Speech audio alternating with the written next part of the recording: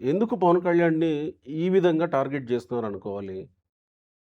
గోపి గారు నమస్తే. మీకు తెలుగు వన్ ఛానల్‌కి.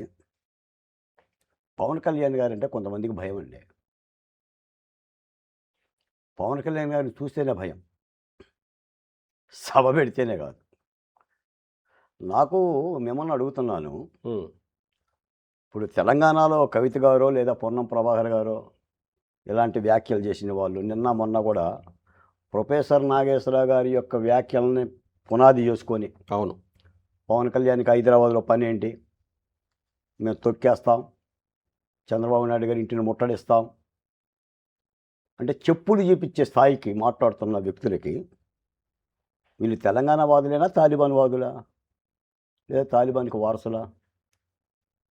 ఇప్పుడు తెలంగాణలో ఒక రాజకీయ పార్టీ, అది పవన్ కళ్యాణ్ గారు కావచ్చు, తెలుగుదేశం పార్టీ కావచ్చు, లేదా మీరు నేను కావచ్చు, ఓ సభ పెట్టకూడదా? అలా అనుకున్నప్పుడు కవిత గారి నాన్నగారు సభలు పెట్టలేదా? ఒరిస్సాలో ఎలా పెట్టాడు? బీఆర్ఎస్ పార్టీ పెట్టి.